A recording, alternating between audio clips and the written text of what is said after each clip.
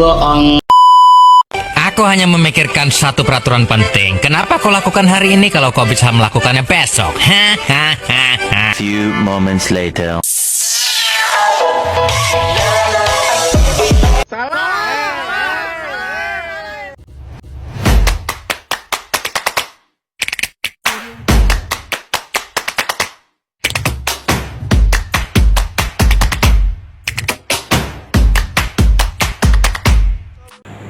Assalamualaikum warahmatullahi wabarakatuh. Perkenalkan, nama saya Fameluki dengan NIM 230810128 akan melakukan penjelasan mengenai struktur rangka batang dengan metode titik buhul untuk memenuhi tugas dengan mata kuliah analisa struktur 1 dengan dosen pengampu Bapak Insinyur Butomi Maskode, STMT JST. Soal yang akan saya jelaskan di sini adalah soal rangka batang dengan kondisi statis tertentu. Nah, bagaimana caranya agar kita mengetahui rangka batang statis tertentu atau statis tertentu adalah dengan simak video berikut ini. Berikut adalah soalnya. Dalam gambar ini ada sebuah konstruksi di mana terdapat beban P sebesar 200 kN dan konstruksi rangka batang ini memiliki sudut A dengan alas sebesar 12 meter dan tingginya 4 meter. Di sisi kanan dan kiri terdapat tumpuan A dan B. Mari kita mulai menyelesaikan soalnya.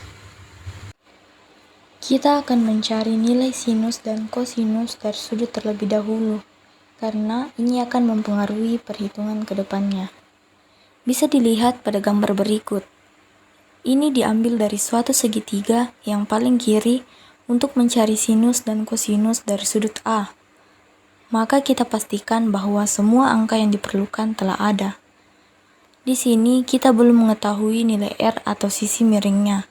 Sedangkan untuk nilai P dan Q-nya telah ada pada gambar sebelumnya. Nilai P sebesar 2 meter karena ini adalah setengah dari segitiga sebelumnya. Dan nilai Q sebesar 4 meter.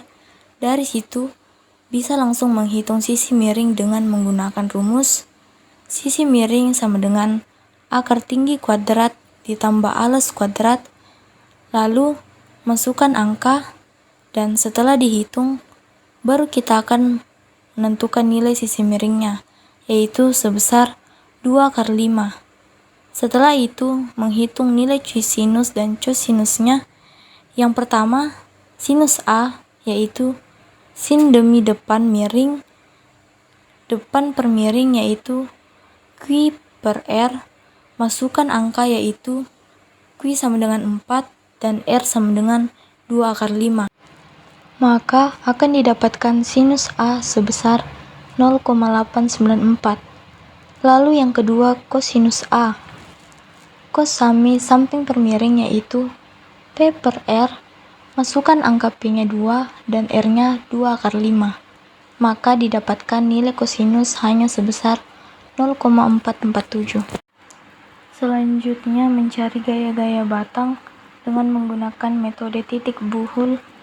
Yang pertama, kita akan meninjau titik buhul A. Bisa dilihat pada gambar berikut. Untuk batang diagonal atau batang miring, maka perlu dicari gaya dalam arah vertikal dan horizontalnya terlebih dahulu. Seperti pada gambar batang D1 ini akan kita pecah menjadi D1V ke arah vertikal dan D1H ke arah horizontal. Perlu diketahui bahwa arah horizontal dikali dengan cosinus dan arah vertikal dikali dengan sinus untuk meninjau titik pada bagian batang yang belum diketahui. Maksimal 2 batang yaitu sebagai berikut. Nilai D1V dan P1H-nya.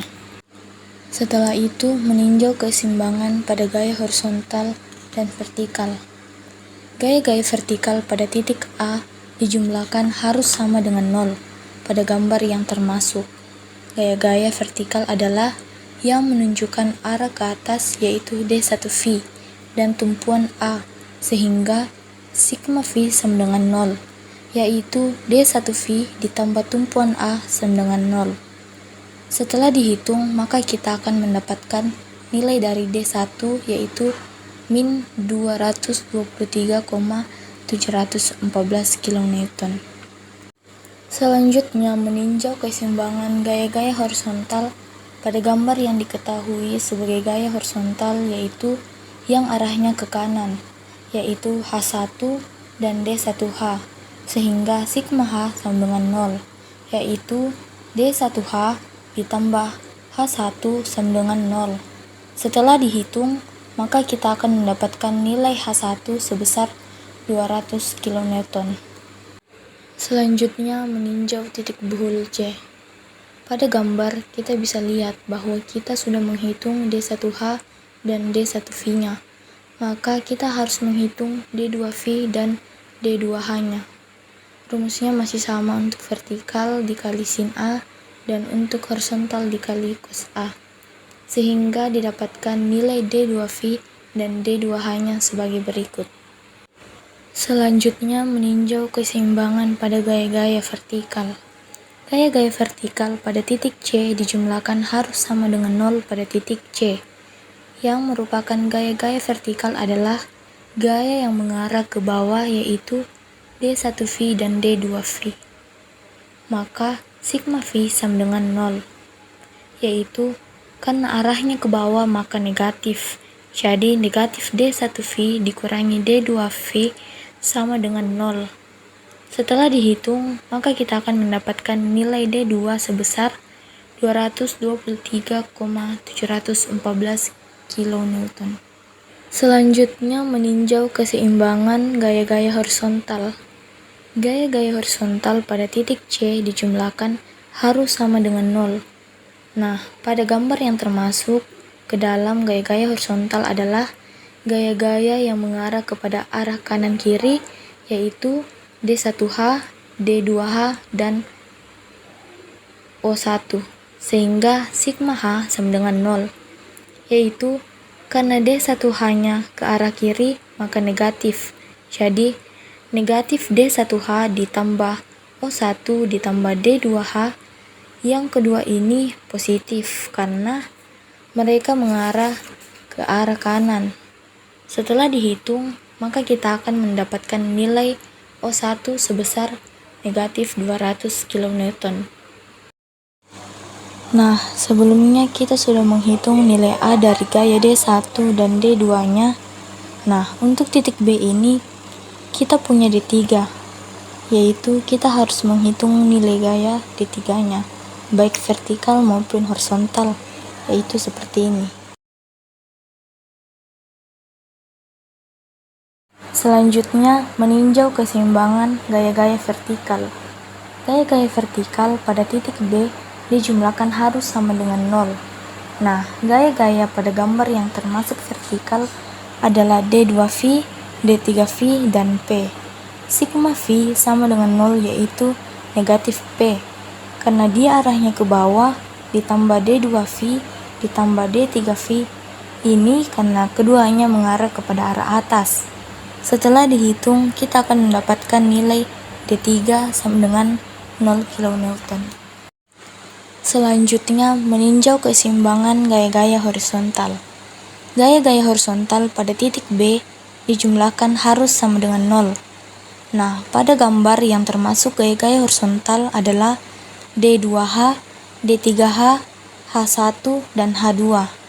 Sigma H sama dengan 0, yaitu negatif 1 karena mengarah ke kiri, ditambah H2 karena mengarah ke kanan, lalu dikurang D2H karena mengarah ke kiri, lalu ditambah D3H karena dia mengarah ke kanan, sama dengan 0. Lalu didapatkanlah hasil H2 sama dengan 200 kN. Setelah melakukan perhitungan sebelumnya, kita mendapatkan nilai yang sama pada beberapa batang. Hal ini dikarenakan beban pada konstruksi batang tersebut simetris. Selanjutnya kita akan menyelesaikan soal terakhir, yaitu mencari reaksi yang terjadi akibat beban pada konstruksi batang tersebut yang ada pada gambar. Dapat dilihat pada gambar beban yang ada dalam posisi simetris pada rangka batangnya, sehingga reaksi pada reaksi tumpuan A dan tumpuan B memiliki nilai yang sama, yaitu sebesar setengah dari total beban yang ada, sehingga penyelesaian dari soal ini yaitu RA sama dengan RB sama dengan P per 2. Karena nilai P-nya ada 2, maka dijumlahkan terlebih dahulu, baru dibagi 2, lalu didapatkan hasil sebesar 200 kN.